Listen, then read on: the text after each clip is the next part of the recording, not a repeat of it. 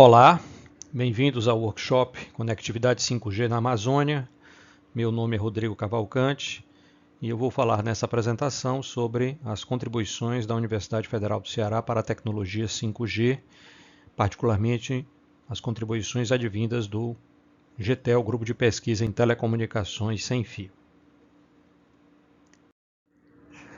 Eu tenho um doutorado em Engenharia Elétrica pela Unicamp, sou professor titular da Universidade Federal do Ceará, fundei e coordeno o GTEL e tenho cerca de 20 anos de experiência liderando projetos em parceria com a indústria de telecomunicações.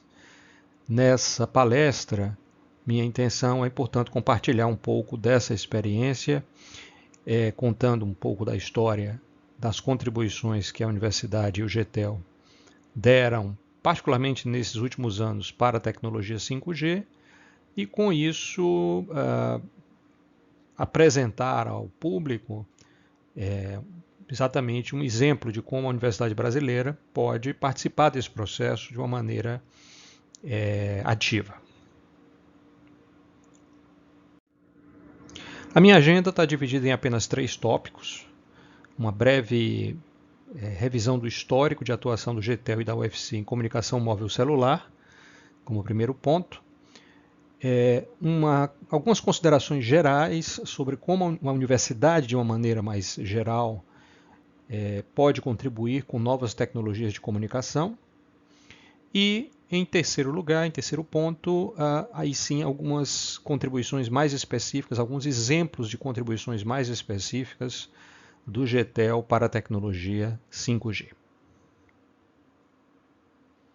Portanto, em resumo, uma revisão histórica, considerações gerais e exemplos mais específicos dessas contribuições. Falando então, primeiro tópico, o histórico da atuação do GTEL. Falando da Universidade Federal do Ceará como um todo, a nossa universidade completa esse ano 65 anos, nesse ano de 2020. E a área de telecomunicações da Universidade Federal do Ceará se desenvolveu de forma mais robusta a partir dos últimos 20 anos, foram desdobramentos dos últimos 20 anos. O GTEL, propriamente, foi criado no ano 2000, ainda no contexto do Departamento de Engenharia Elétrica da UFC, a partir de um grupo de professores que tinha uma atuação mais focada em telecomunicações. Seguiu-se a isso a criação do Departamento de Engenharia de Teleinformática em 2001, o Programa de Pós-Graduação em Engenharia de Teleinformática criado em 2005, que hoje tem mestrado e doutorado e conta com o conceito 6 da CAPES. E, por fim, a criação do curso de graduação em Engenharia de Telecomunicações propriamente dita, que se desmembrou do curso de Engenharia de Teleinformática em 2015. Então essa é a trajetória de uma área que hoje podemos considerar consolidada em graduação, em pós-graduação, em pesquisa e desenvolvimento na Universidade Federal do Ceará. O GTEL, portanto, foi criado no ano 2000 e foi criado dentro de uma perspectiva já muito clara de parcerias com a indústria. A fundação do GTEL se deu na percepção que engenharia sem indústria é inconcebível, no sentido de que a engenharia visa, de fato, a aplicação da ciência em problemas concretos, e telecomunicações é uma base já naquela época e hoje mais do que nunca do desenvolvimento socioeconômico da humanidade. Portanto, a parceria com a indústria no GTEL tem inclusive precedência em relação às parcerias acadêmicas, no sentido de que as parcerias acadêmicas são uma ocorrência natural da atividade acadêmica, mas no Brasil em particular ainda não é tão comum, mesmo naquela época, há 20 anos, menos ainda, né? Naquela época, há 20 anos, as parcerias da academia na área de telecomunicações com a indústria. Então, e ainda particularmente na região Nordeste. Então, houve essa intenção muito clara. Isso permitiu ao grupo se estabelecer, criar uma infraestrutura própria, a qual todos estão convidados a visitar oportunamente, no campus do PC em Fortaleza, portanto uma estrutura com uma edificação, com um laboratório próprio, com infraestrutura computacional. E o GTE hoje ele é um grupo com aproximadamente 50 colaboradores, dos quais 15 pesquisadores doutores, algumas dezenas, portanto, de estudantes de pós-graduação, e é esse grupo que trabalha junto, pensando, portanto, em soluções para avançar a fronteira do conhecimento e a fronteira da tecnologia em telecomunicações. As linhas de pesquisa do GTEL estão divididas em 3 principais eixos. Né? Nós temos uma linha de pesquisa em antenas e transceptores, uma linha de pesquisa em processamento de sinais aplicado à comunicação sem fio e uma linha de pesquisa em alocação ou gerenciamento de recursos de rádio. Esses são, digamos, são os nomes, são os termos oficiais e mais técnicos que descrevem as nossas linhas de pesquisa. Se nós pudéssemos redesenhar essa figura com elementos físicos e tentar uma explicação um pouco mais intuitiva, nós estamos falando dos smartphones, quando nós falamos de arquitetura de transceptores, nós estamos falando das antenas das operadoras, quando nós falamos da linha de pesquisa em antenas, particularmente antenas inteligentes, que eu vou comentar um pouco mais à frente, e um termo engraçado chamado MIMO, que é uma forma em inglês de se referir a um número maior de antenas, um grande número de antenas transmissoras e receptoras. Esse seria então um elemento, digamos assim, que conecta, né, o seu smartphone com a internet, que seria essa nuvem do lado direito. E da internet, o que é que nós desejamos? Nós desejamos qualidade de serviço, né? Estabilidade das conexões, velocidade de download, vídeos que não são interrompidos, não é isso? Isso é qualidade de serviço, isso tem muito a ver com a alocação de recursos, com o gerenciamento dos recursos que a rede disponibiliza para o operador.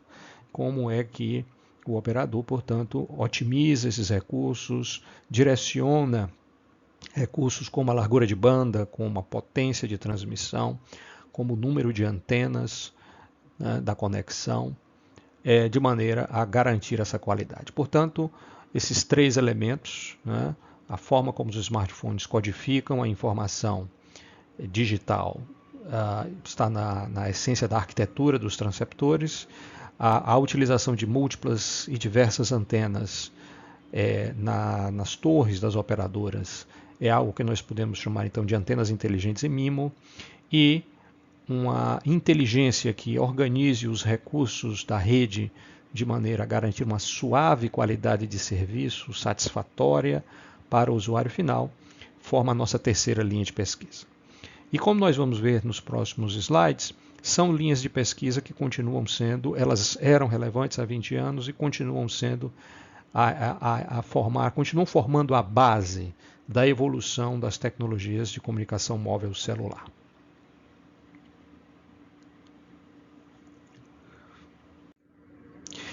Como a universidade pode contribuir com uma nova tecnologia de comunicação? Veja, a universidade faz pesquisa, né? A indústria também faz. Né? Então, existe um espaço de colaboração. Como é que isso pode se dar? Eu vou falar, portanto, um pouco da nossa experiência e da nossa visão. O lançamento de uma nova tecnologia móvel celular, de uma nova geração, portanto, pode ser dividido em 3 grandes ondas ou 3 grandes fases. Né? A fase de pesquisa, a fase de padronização e a fase de implantação.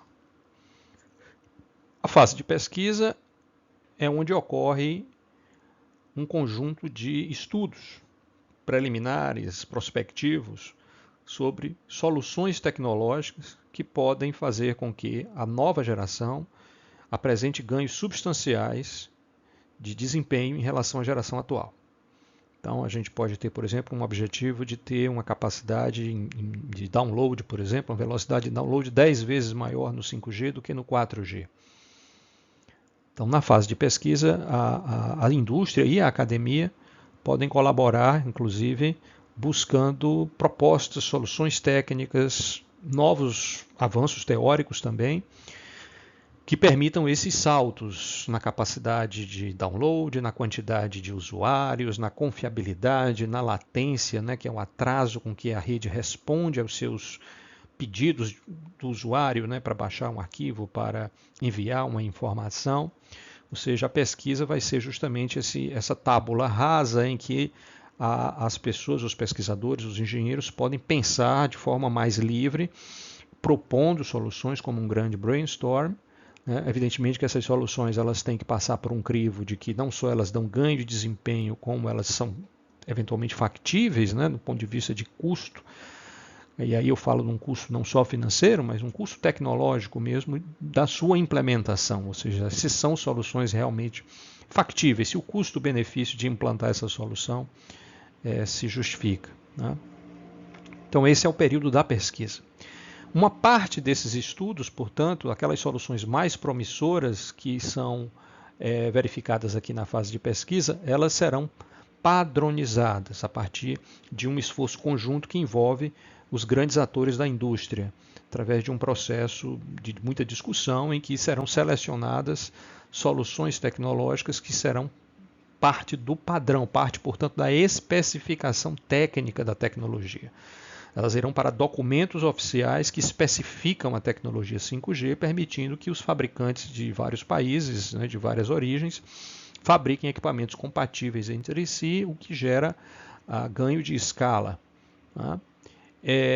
E mesmo o conjunto de especificações, uma parte dessas especificações vai ser aquilo que é considerado mais essencial, mais fundamental para a definição da tecnologia, e é isso que normalmente é implantado inicialmente, pelo menos nas fases iniciais de implantação comercial, são aqueles aspectos do padrão mais essenciais, mais críticos, que digamos que formam uma versão básica da tecnologia. Fazendo uma analogia, como se você fosse comprar um automóvel, tem a versão básica e tem versões com opcionais, às vezes com uma motorização mais sofisticada. Então, em algum grau, essa analogia vale para a tecnologia de comunicação móvel celular. A implantação inicial costuma ser com a versão mais básica, mas o padrão ele permite, ele documenta versões mais elaboradas, funcionalidades que não são essenciais, são opcionais, que permitem com que a tecnologia evolua. E o próprio processo de padronização ele evolui também durante a fase de implantação. Como vocês veem, essas ondas elas não são completamente separadas, elas têm fases de sobreposição. Então a pesquisa ela continua algum tempo ainda durante a fase de padronização e a padronização continua algum tempo ainda durante a fase de implantação. Elas têm alguma sobreposição, mas evidentemente que com o passar do tempo, conforme a tecnologia amadurece, essas fases elas vão sendo reduzidas de intensidade.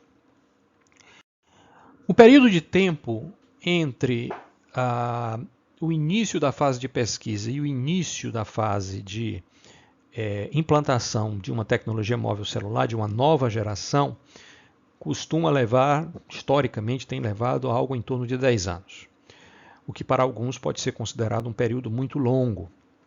Então, de fato, a tecnologia 4G ela começou a ser implantada há cerca de 10 anos. Na virada da década de 2009, 2010, começou-se a ter as primeiras implantações de redes 4G. E agora, em 2020, final já de 2019, 2020, nós estamos tendo a implantação das redes 5G. Esse período relativamente longo ele se justifica, primeiro, porque é um processo que envolve uma indústria que precisa, aqui na padronização, a indústria precisa discutir e concordar sobre um padrão único. Então não é uma indústria específica, uma empresa específica que está desenvolvendo lá o seu sistema operacional. Não, é um conjunto de empresas que precisa discutir, debater e concordar sobre uma especificação técnica única que será a base da tecnologia. Portanto, esse em si já é um processo, o processo de padronização em si já tem uma demora natural. Um outro aspecto que é importante, as operadoras precisam maturar investimento entre uma geração e outra, né? Portanto, o investimento para a implantação das redes 4G, que continua ainda em andamento, né? Que, por exemplo, aqui no Brasil, ela precisa de um tempo de amortização, né? Para que as operadoras possam fazer um novo investimento em uma nova tecnologia. Vale a pena também destacar a questão do espectro. O espectro é a banda, as faixas de frequência, né, precisam ser encontradas para uma nova tecnologia. Muitas vezes isso envolve aspectos regulatórios complexos, como digamos assim, o redirecionamento de uso de bandas de espectro que estavam alocadas para um serviço. Né, aqui no Brasil, por exemplo, uma parte da banda que era alocada para televisão, para difusão de sinais de televisão digital, uma parte dessa banda foi redirecionada para a banda larga móvel 4G. Esse é um processo complexo, porque envolve interesses, envolve custos. O próprio leilão do espectro, né? O espectro é um bem público, regulado, fortemente regulado.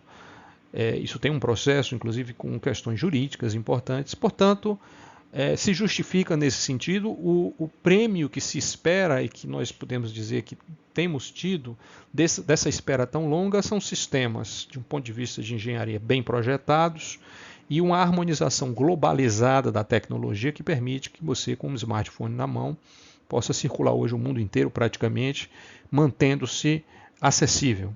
Né? Porque há uma harmonização de tecnologias, há uma harmonização entre as operadoras, há uma harmonização das faixas de frequência que permite essa versão globalizada das tecnologias de comunicação móvel celular hoje. E esse é digamos, o resultado positivo desse processo muito coordenado, com muitas etapas e com muitos passos que acaba gerando, né, esse período relativamente longo entre gerações. A principal janela, na nossa visão, de oportunidade para o impacto da pesquisa universitária é justamente, não chega a ser uma surpresa, né, os primeiros anos que constituem a etapa de pesquisa em direção à padronização. Então, se são 10 anos, talvez os 5 primeiros anos, ou um período aí de 5 anos aí, dentro dessa janela de 10 anos, aí talvez a partir do segundo ano, porque inicialmente há inclusive algumas dúvidas quanto aos objetivos. Há até uma discussão inicial no começo da pesquisa, que é quais são os objetivos de capacidade, de qualidade, de latência, de confiabilidade dessa nova tecnologia. Quais são os casos de uso, né? Quais são as possíveis novas aplicações que vão demandar essas novas funcionalidades. Isso normalmente a indústria consegue fazer muito bem, né? Porque ela obviamente está mais próxima dos usuários e mais próxima dos futuros usuários daquela tecnologia que está em discussão. A academia ela ganha muita importância, principalmente se nós estamos falando de uma pesquisa que tenha consequência prática, né? Claro que a academia pode sempre fazer uma pesquisa mais desvinculada de um interesse industrial imediato, e isso é interessante e tem o seu papel pensando, né, em coisas que eventualmente venham ou não ter utilidade prática, mas uma pesquisa de engenharia que realmente tenha como meta ter impacto prático, vai exatamente precisar digamos assim, desses goals, né, desses objetivos, para que a gente possa ver se as propostas acadêmicas contribuem, né, para que aquela tecnologia em discussão alcance 10 vezes mais velocidade de download, 10 vezes maior capacidade por unidade de área, 10 vezes mais confiabilidade, né, uma redução de latência de 50%, por exemplo.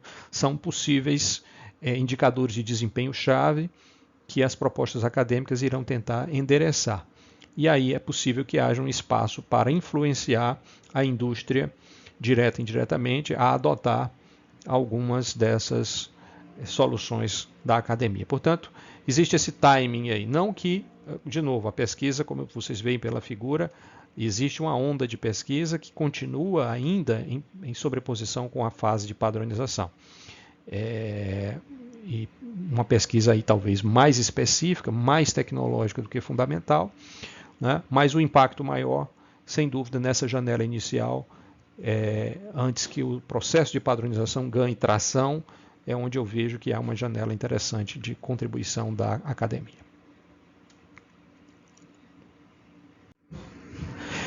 E quais as formas de contribuição? Onde é que essas contribuições podem ganhar corpo, se manifestarem, serem expressas?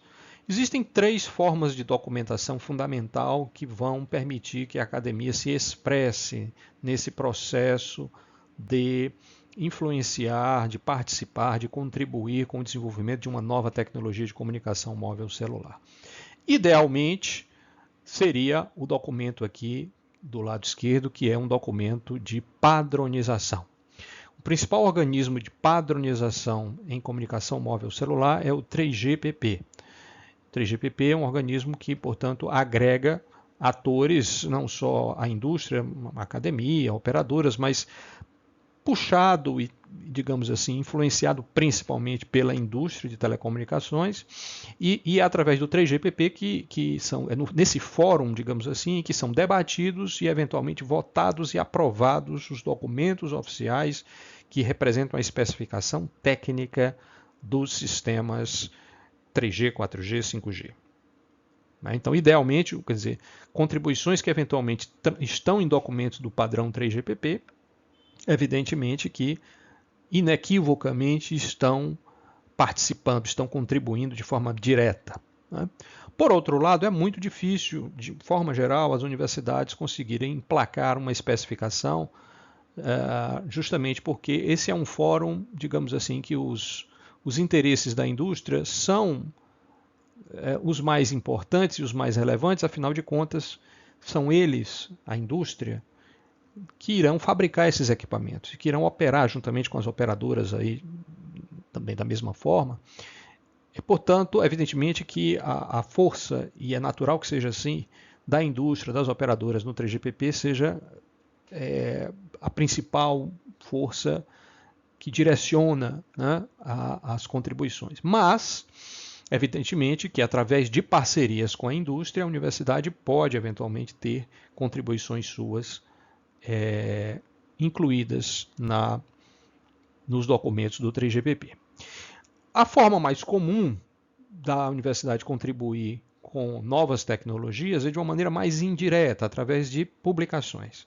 As publicações são o meio natural das universidades expressarem seus resultados, suas pesquisas, o sistema de revisão por pares, né?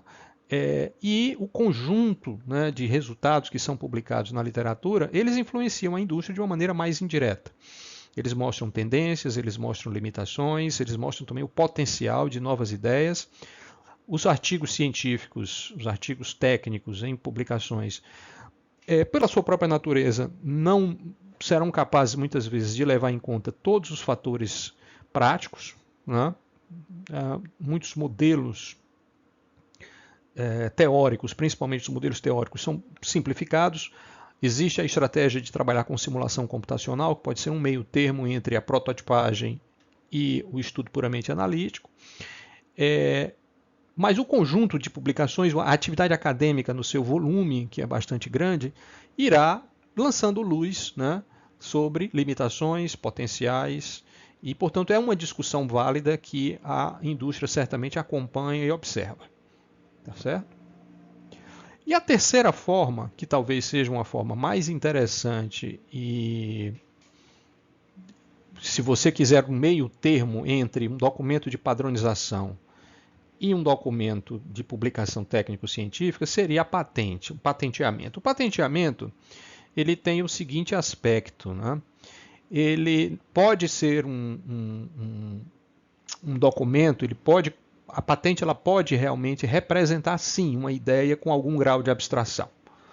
Né? Isso é interessante. A patente, ela não necessariamente, assim como um artigo científico, ela não precisa que você tenha feito uma implementação.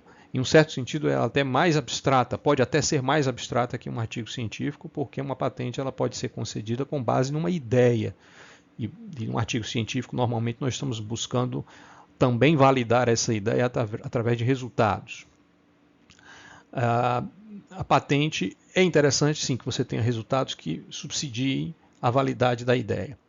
Mas da mesma forma que um artigo técnico científico, a patente pode ter sim um grau de abstração importante.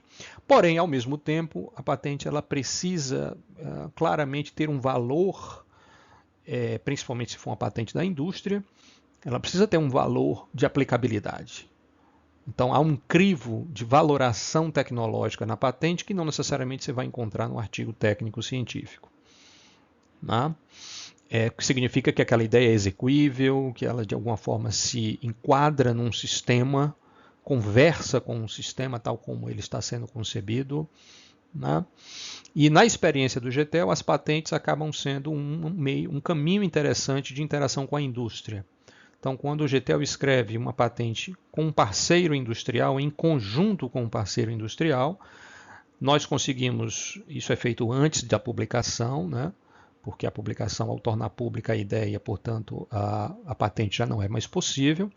Mas então, antes da publicação, a ideia acadêmica ela é trabalhada de forma conjunta com a indústria, de maneira que possa ser patenteada. E nesse processo, a ideia acadêmica passa por algumas reformulações, algumas hipóteses talvez muito idealizadas, uma melhor especificação das interfaces, de como aquela nossa ideia vai ser encaixada dentro de um sistema que já está sendo discutido em nível de padronização, o que futuramente será. Portanto, a discussão conjunta de uma patente da universidade com a indústria, na nossa experiência, tem sido um espaço muito interessante em que a colaboração ganha, digamos assim, um contorno em que o melhor de cada parceiro pode ser trazido para a mesa, misturado, discutido e formatado de uma maneira que o resultado final continua sendo a base de um trabalho acadêmico, que posteriormente nós tendemos normalmente a publicar, mas ao mesmo tempo forma também a base de uma contribuição tecnológica que pode eventualmente terminar dentro de um documento ou citação, mesmo que seja uma citação da patente, dentro de um documento de padronização. Fora a questão de como contribuir, vamos perguntar também onde contribuir. E aqui nós estamos falando em que nível das camadas do modelo, conhecido modelo de camadas TCP/IP, nós podemos, como universidade, contribuir. Bom, aqui, claro que isso vai depender muito da área de atuação de cada universidade, grupo de pesquisa, departamento, etc. Né? Aqui nós temos uma versão bem simplificada do modelo de camadas, com apenas 4 camadas: acesso, rede, transporte e aplicação. Veja, quando se fala em tecnologia 5G, 4G, etc., nós estamos falando principalmente de acesso, né? Já que as camadas superiores, rede, transporte e aplicação, têm convergido, né? Para determinadas soluções que já não dependem tanto mais da camada de acesso. Onde há uma diferenciação hoje maior é no acesso. Então você tem acesso por fibra ótica, você tem acesso por cabo coaxial, você tem acesso por Wi-Fi, você tem acesso por 4G, 5G. Rede e transporte são os protocolos, né, TCP/IP, e aplicação nós temos observado, né, naturalmente a convergência, por exemplo, em torno dos sistemas operacionais Android, iOS, etc. Ou seja, as aplicações rodam sobre sistemas operacionais, né, que estão nos nossos smartphones. Então, existem inovações, mas em telecomunicações propriamente nós estamos falando principalmente da camada de acesso. E é justamente aí que o GTEL atua.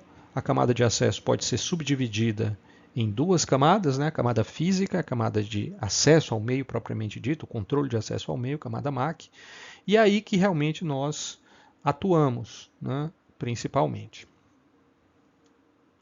Podemos ver também esse onde contribuir pela ótica do 3GPP. O 3GPP está dividido em 3 grandes grupos de especificação técnica: o grupo de rede de acesso, o grupo de núcleo de rede e terminais e o grupo de aspectos de serviço.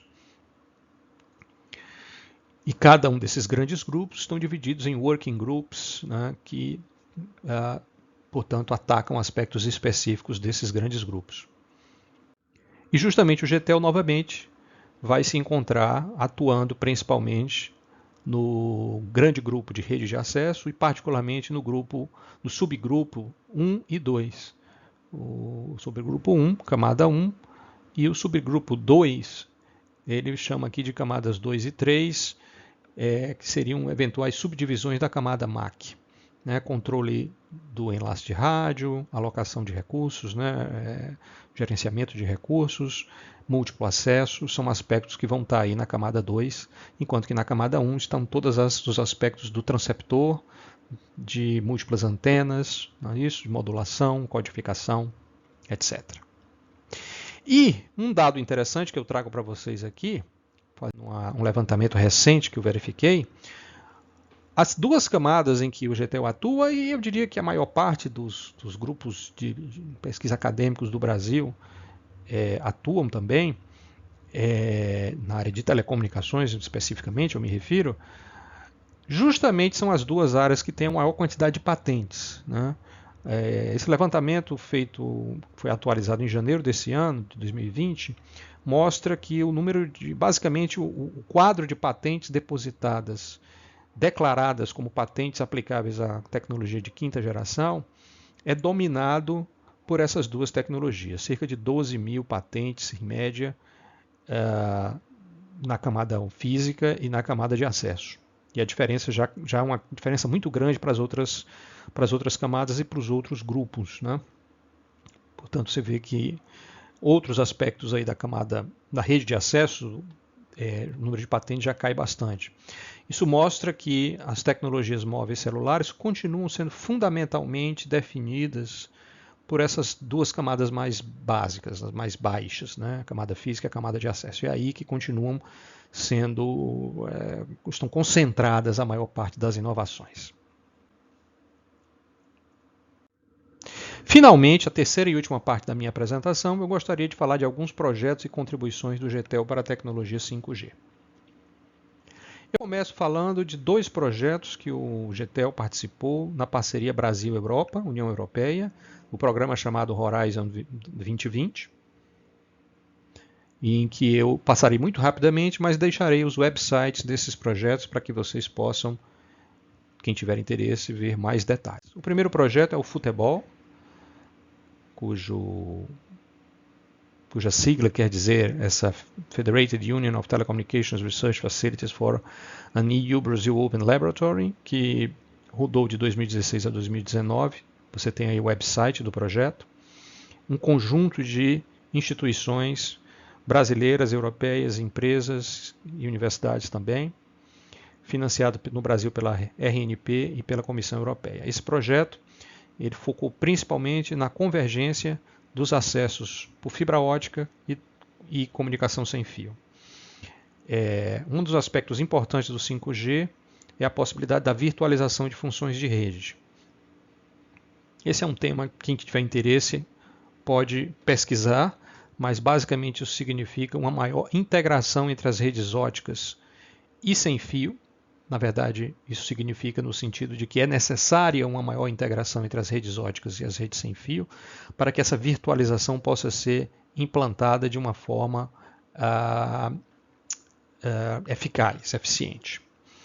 Ou seja, as estações radiobase serem conectadas por fibra ótica, umas com as outras, entre as estações radiobase e as centrais das operadoras, de maneira que não só dados, mas também informações de controle e mesmo informações de configuração das funções das redes sem fio possam ser trafegadas em alta velocidade com baixa latência. A baixa latência é um outro aspecto também que a existência de fibras óticas em maior profusão, conectando as estações base, permite ganhos importantes. Então, uma arquitetura mais integrada de rede sem fio e rede ótica foi o foco desse projeto, e foram feitas demonstrações, protótipos, estudos teóricos. A Universidade Federal do Ceará, através do GTEL, foi um dos membros desse consórcio. O consórcio será objeto, inclusive, de uma palestra nesse mesmo workshop pelo professor Luciano Mendes, projeto 5G Range. Vocês terão a oportunidade de conhecer bastante na palestra do professor Luciano. Eu não vou entrar em detalhes, mas é um outro projeto que está em fase final, cujo foco é principalmente uma versão do 5G que alcance grandes distâncias a um custo-benefício interessante para as operadoras e que permita, portanto, a inclusão digital de regiões mais remotas, de regiões rurais, que ainda não são satisfatoriamente cobertas com as tecnologias 4G. Também um conjunto de instituições brasileiras, europeias, empresas, universidades, em que o GTEL participa. Muito interessante esse projeto, tem o website e, mais uma vez, vocês terão a oportunidade de assistir a palestra do professor Luciano. Eu falo agora da parceria com a Ericsson. O GTEL tem uma parceria com a Ericsson de 20 anos. Praticamente, podemos dizer que o surgimento do GTEL ele ocorre de forma concomitante com o início dessa parceria, uma parceria longeva.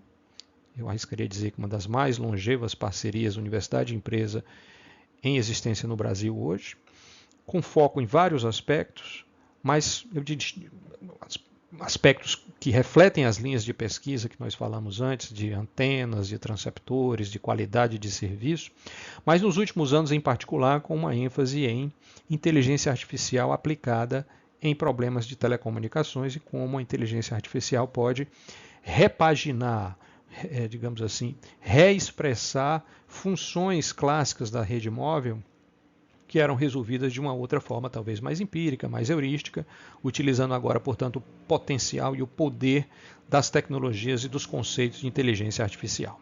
Eu vou apresentar na sequência 4 contribuições, apresentar, obviamente, de uma forma relativamente rápida, mas numa linguagem que nós também procuramos tornar acessível para o não especialista.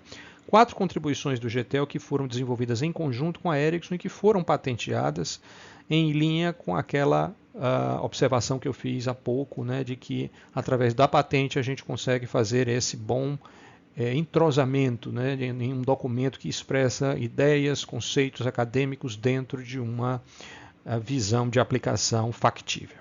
São 4 conceitos que foram patenteados internacionalmente e, portanto, são a vitrine do que eu gostaria de apresentar como contribuições do GTEL para a tecnologia 5G. A primeira delas é o controle de potência assistido por inteligência artificial. Como eu disse, funções de rede móvel clássicas, como controle de potência, estão sendo revisitadas, repaginadas através do uso de inteligência artificial. Uma motivação para isso, por exemplo, é que no 5G nós pretendemos ou prevemos a existência de terminais, de equipamentos que vão se mover muito rapidamente, como drones.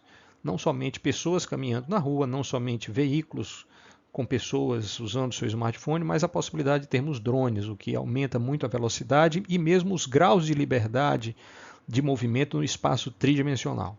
Então, revisitamos o problema de controle de potência, que é a função que determina a potência dos equipamentos, portanto tem uma relação direta com a economia de energia, e também com um problema mais técnico, que é a interferência entre diferentes estações base e entre diferentes terminais. Essa ideia basicamente usa a inteligência artificial num conceito chamado aprendizagem por reforço. E também utiliza uma interconexão entre as bases que o 5G prevê para o compartilhamento de informações. O objetivo é, através de ação e reação, controles que são de potência que são emitidos e a observação da reação dos drones, a estação radiobase, através de um algoritmo de inteligência artificial, aprender, de uma forma rápida, claro, quais são os melhores comandos, o momento de fazer esses comandos, e aprender de forma colaborativa com aquilo que as outras estações base estão aprendendo também. Portanto, há um compartilhamento de informações. Nesse cenário mais complexo, em que a velocidade dos terminais é maior, a mobilidade em 3 dimensões é maior, nós observamos que esse maior grau de aprendizagem cooperativa, né, enquanto que os métodos tradicionais eles nem são cooperativos e também não tem uma memória, digamos assim, de aprendizado daquilo que foi feito no passado. Então, ao agregar essa cooperação e esse aprendizado continuado, portanto, aprendendo com acertos e erros do passado, a inteligência artificial permite que o controle de potência, em comparação com métodos tradicionais, funcione no 5G através desse método que nós propusemos de forma muito mais eficaz, resultando em menor interferência e uma melhor economia de energia para as baterias, no caso dos drones. A segunda contribuição é o que nós chamamos de antecipação inteligente de conexão com a antena da operadora.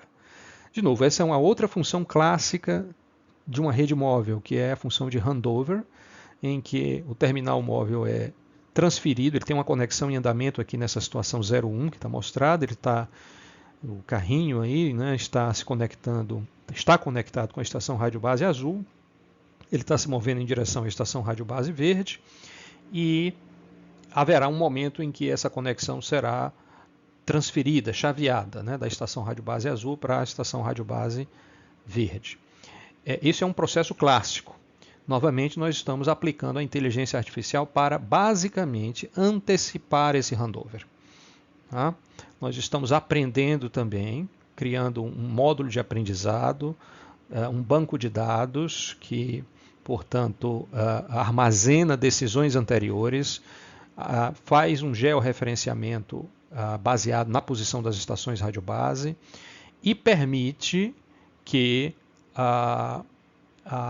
uma espécie de pré-definição de qual estação radiobase será a natural escolha da conexão por handover nos próximos segundos. Ou seja, nós estamos antecipando em alguns segundos a definição e, portanto, a rede estará preparada para fazer mais rapidamente e com maior confiabilidade a transferência dessa chamada de um terminal móvel, de um terminal móvel específico que está conectado a uma antena, a uma estação radiobase, para a próxima. Isso será feito de forma antecipada. Veja, por que isso é relevante especialmente no 5G? Se torna mais relevante, né? Seria relevante de uma forma geral, mas é mais relevante e necessário no 5G. Pelo fato de que o 5G também irá operar em bandas de frequência mais altas que as bandas de frequência do 4G. É o que nós chamamos de ondas milimétricas. Nessas faixas de frequência, o sinal ele tende a se atenuar de forma mais rápida e obstáculos podem causar atenuações, obstáculos comuns, como virar uma esquina, como você ser sombreado por um caminhão, por um ônibus, por exemplo, se você estiver no trânsito ou estiver na calçada. Enfim, devido à alta frequência, a alta frequência era mais susceptível a essas flutuações de força de sinal por obstáculos que, em frequências mais baixas, não causariam uma oscilação tão grande da força de sinal. E isso pode requerer um handover rápido, para que você não perca a sua conexão. Né? Então, a possibilidade de fazer handovers mais confiáveis e antecipados no tempo, né, se antecipando a uma futura queda de conexão ou interrupção de conexão, vai ter um impacto muito grande naquela questão da qualidade, né, da suavidade da conexão, da não flutuação da sua conectividade. Então, essa é a segunda inovação que nós estamos apresentando. A terceira tem muito a ver com o conceito de múltiplas antenas, o conceito MIMO. Nós, em 5G, uma das tecnologias que é fundamental para explicar como o 5G consegue uma velocidade de download tão elevada é o uso de antenas de feixe estreito. Isso é conseguido através de um conjunto de antenas, do uso de múltiplas antenas que, através de uma combinação dos sinais que são alimentados nessas antenas, é possível estreitar o feixe de antena. Para comparação com os sistemas 3G e 4G, a tendência é que nos sistemas 3G e 4G esse feixe de antena seja largo. Portanto, você tem uma área de abrangência da célula bem maior por um feixe de antena. Né? O feixe estreito ele permite como se fosse uma lanterna que foca e que tem um foco bem definido e, portanto, ilumina uma área específica com alta intensidade. Portanto, o feixe estreito consegue concentrar a radiação, energia na direção do usuário de interesse. É como se houvesse menos desperdício de radiação para todas as direções e focamos a antena apenas na direção do usuário de interesse. E isso cria velocidade, porque o sinal fica muito mais forte, isso aumenta a velocidade de transferência de dados. Porém, isso cria um problema, né? Tem um efeito colateral, que é, ao não abranger toda a célula, há uma dificuldade de encontrar o usuário no primeiro momento, no passo inicial em que o usuário vai fazer esse acesso. Então, para superar esse processo, né, nós propusemos uma solução que, usando inteligência artificial também, que faz uma variação de coordenadas do alcance da direção desses feixes. É como se nós fizéssemos uma espécie de uma varredura desses feixes iniciais para fazer uma espécie de mapeamento em um histórico que vai sendo construído gradativamente da localização dos terminais, de quais feixes foram mais bem sucedidos na identificação dos locais em que estão provavelmente usuários, né? E com um algoritmo que depois, de vez em quando, para que você possa também agregar novos usuários que vão surgindo no sistema, faz uma nova varredura, mas uma varredura mais inteligente, dando preferência a feixes que já foram mapeados com maior chance de sucesso. Esse processo vai sendo refinado e você vai reduzindo gradativamente o tempo de acesso inicial, através desse que nós poderíamos chamar de um grande processo de sincronização, para que esses feixes estreitos sejam ligados na direção certa num tempo mais curto possível. Então, veja que é uma solução bastante detalhada, né, que parte de uma ideia acadêmica, que é a ideia das múltiplas antenas, mas que muitos trabalhos acadêmicos não vão exatamente identificar alguns efeitos colaterais práticos, né, que o uso de feixes estreitos vai gerar. Portanto, na interação da indústria com a academia, nós ao mesmo tempo identificamos esse tipo de problema muito detalhado e usamos soluções que são populares na academia, como a inteligência artificial, para resolver. A quarta e última contribuição que eu gostaria de apresentar a vocês é a priorização de usuários com conexão dual. Uma outra novidade importante em sistemas 5G é a possibilidade de que o smartphone se conecte simultaneamente com mais de uma estação radiobase. Essa simultaneidade ou essa conexão dual, por exemplo, se forem duas antenas, ela também vem na mesma direção do que eu falei há pouco sobre a maior oscilação do sinal em bandas milimétricas, de ondas milimétricas, ou seja, frequências muito altas. A oscilação do sinal pode ocorrer com obstáculos móveis, com o próprio movimento do usuário virando uma esquina, deixando de ter uma linha divisada com a estação base. Portanto, a ideia de ter múltiplas conexões simultâneas com várias antenas da operadora permite uma coisa que nós chamamos de macrodiversidade, né? Então isso é muito interessante. Isso em si só já é bastante interessante, mas isso também abre a possibilidade de nós fazermos um gerenciamento de recursos de rádio mais interessante, já que o terminal está conectado a mais de uma estação rádio base. Então, em vez de simplesmente dividir a conexão dele em duas estações base meio a meio, o que nós fazemos é avaliar qual é a demanda de capacidade que aquele smartphone está tendo.